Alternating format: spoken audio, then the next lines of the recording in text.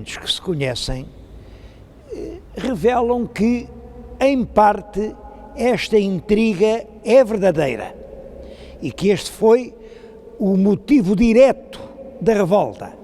Mas é claro que, por detrás da Guerra Civil, havia contradições muito mais profundas. A acusação que o infante revoltado fazia ao rei seu pai era a de que ele não governava com justiça. Essa expressão governar com justiça tem na época muitas vezes o sentido de manter o equilíbrio entre grandes e pequenos. Na realidade, é certo que a partir do início do século XIV, ano de 1300, o rei Dom Dinis deixa de convocar as cortes, dá realmente proeminência aos grandes nobres, faz grandes doações e alguma razão tinha realmente o infante e as forças que o apoiavam para se revoltar. A guerra, com pequenos intervalos, durou desde 1320 a 1324. O rei teve que expulsar do país Dom Afonso Sanches, teve que afastar os ministros mais odiados pelo povo. Penso que o sentido dessa tão mal conhecida guerra civil só pode ser o seguinte: o grande progresso económico tinha feito crescer a nação plebeia, mas tinha ao mesmo tempo arruinado a nação fidalga. Por isso, na véspera do último combate em Santarém, foram contar as lanças. Do lado do rei só havia 40 lanças. Do lado do povo havia 320 lanças. O povo tinha vencido mais uma vez.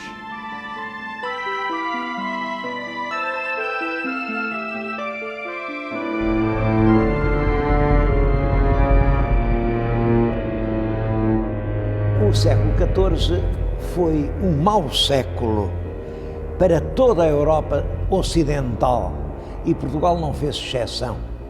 É realmente o século da fome, da peste e da guerra.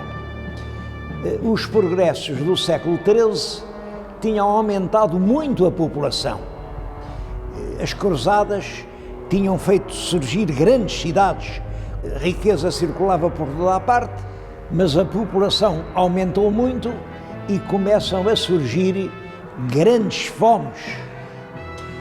E em 1348 alastra por toda a Europa Ocidental uma epidemia terrível, a peste negra. A peste negra matou, em certas regiões, cerca de 1/3 da população e teve efeitos sociais muito importantes, porque os trabalhadores que aceitavam trabalhar nos campos já não eram muitos, agora com a peste negra são ainda menos e eles deixam de querer servir pelos regimes antigos, que era o trabalho a bem fazer, quer dizer, trabalhava-se o ano inteiro em troca do bem que o amo lhes quisesse fazer. Isso significa trabalhar em troca da subsistência. Agora o trabalhador já exige que lhe deem dinheiro pelo seu dia de trabalho. Chama-se a isso um ganha-dinheiro. Era uma palavra odiosa, o ganha-dinheiro. Corresponde, é claro, ao proletário de hoje. E eram pessoas que, se não lhes pagassem, não trabalhavam. Isto hoje pode parecer-nos estranho, porque é a regra absoluta, mas na Idade Média não era assim. No século XIII e daí para trás, as pessoas trabalhavam sem qualquer salário, apenas em troca do pão que comiam. Além da peste, a guerra.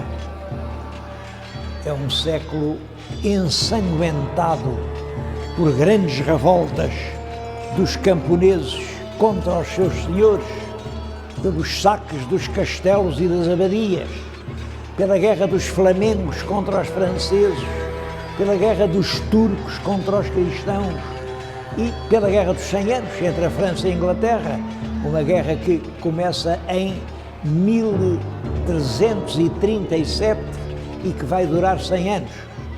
É claro que Portugal não escapa a essa enorme crise.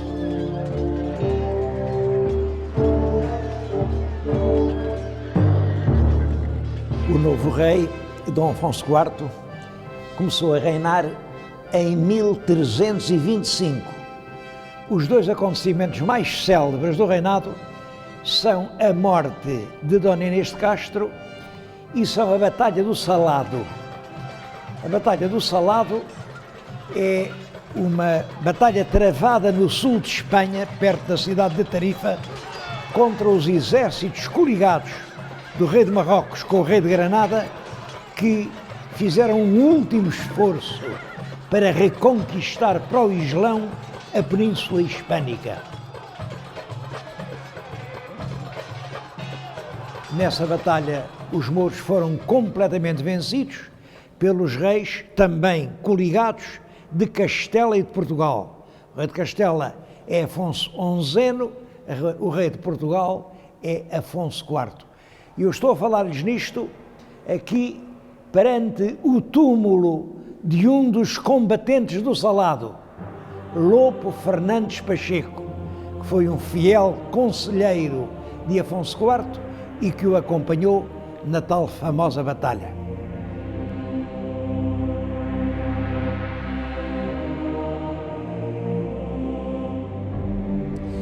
A morte de Inês de Castro deu-se no ano de 1355. Esse é um dos episódios mais famosos de toda a história de Portugal. E é possível que essa celebridade se deva a dois factos. O primeiro é a atenção que Camões lhe consagrou nos Lusíadas.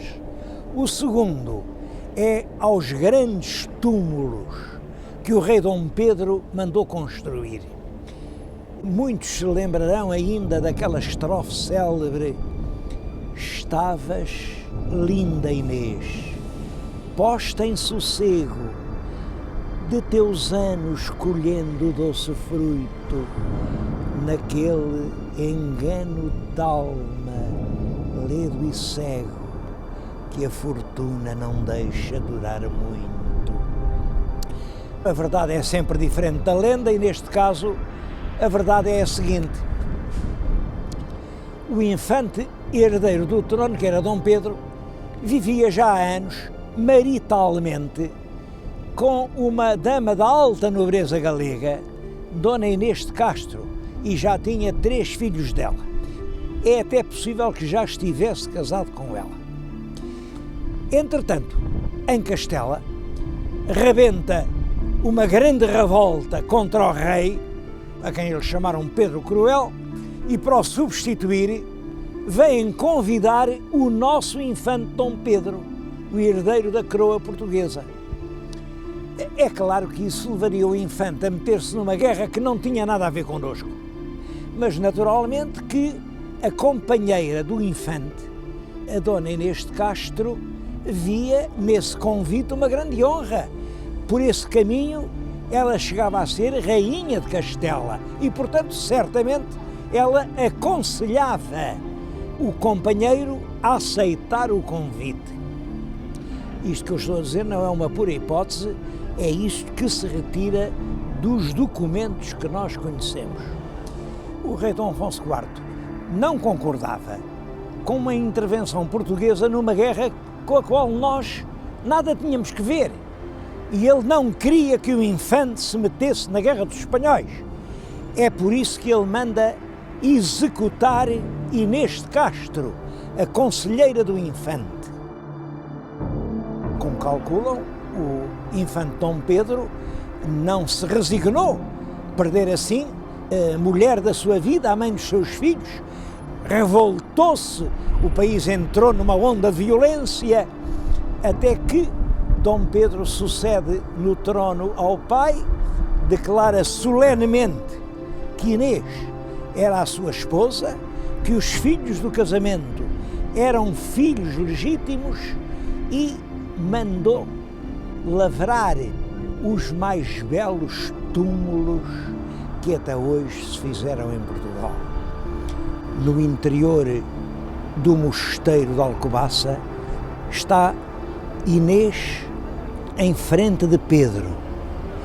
Os anjos sustêm-lhes as cabeças e parece que eles aguardam a hora em que vão soar as trombetas do juízo final. Quando isso acontecer, os mortos vão ressurgir dos seus túmulos, eles vão abrir os olhos.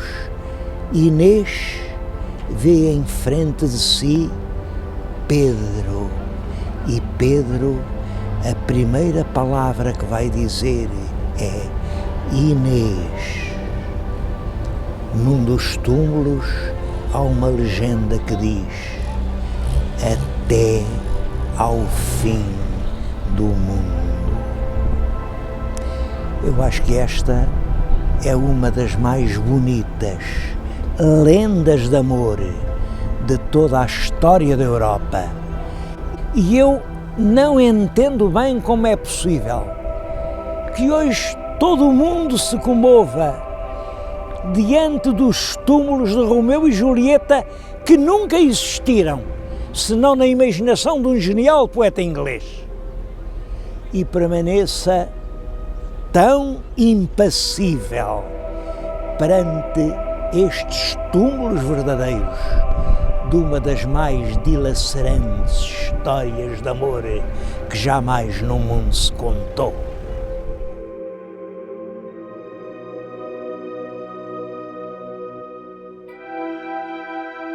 A Dom Pedro sucedeu o filho, Dom Fernando, que ocupou o trono português desde 1367 a 1383. Portanto, durante 16 anos. Foi um curto e triste reinado. Foi a propósito deste rei que Camões escreveu nos Lusíadas: o fraco rei faz fraca a forte gente. O país estava profundamente dividido entre grandes e pequenos, como sempre, entre partidários da Aliança Inglesa e partidários da Aliança Francesa, e todavia era preciso escolher entre os fidalgos, os mercadores, os mosteirais, e o rei não tinha nem a força, nem o carisma indispensável para conseguir agrupar e dominar essas contradições. Além disso, ele praticou 3 grandes erros que agravaram muito a atmosfera política do seu tempo. O primeiro erro foi envolver-se em 3 guerras com Castela, 3 guerras perdidas e nas quais ele se portou sem valentia, sem inteligência. O segundo erro foi o casamento com Dona Leonor Teles de Menezes. É que acontece isto: o rei já por 2 vezes tinha contratado os seus casamentos. Da primeira vez com uma Dona Leonor que era filha do rei de Castela. Da segunda com outra Dona Leonor, uma Dona Leonor que era filha do rei do Aragão. O casamento custou um dote elevadíssimo e o dinheiro foi para lá. Mas, entretanto, o rei conheceu uma terceira Dona Leonor, que era uma grande fidalga portuguesa, mas que já estava casada com um fidalgo da Beira, João Lourenço da Cunha. O rei conheceu-a, apaixonou-se e resolveu casar com ela.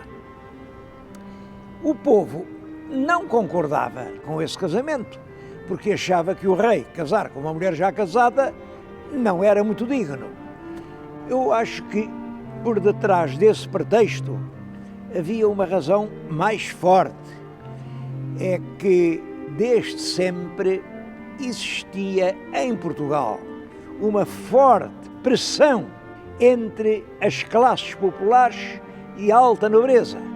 E Dona Leonor Teles de Menezes pertencia realmente à alta nobreza.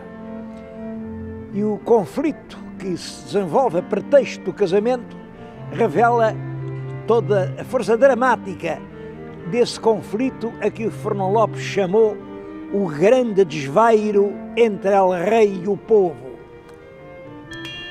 É que quando em Lisboa constou que o rei se ia casar, instalou uma revolta e 4.000 mesteirais, mesteiral quer dizer homem de mistério, não é um agricultor, é um homem de ofício popular.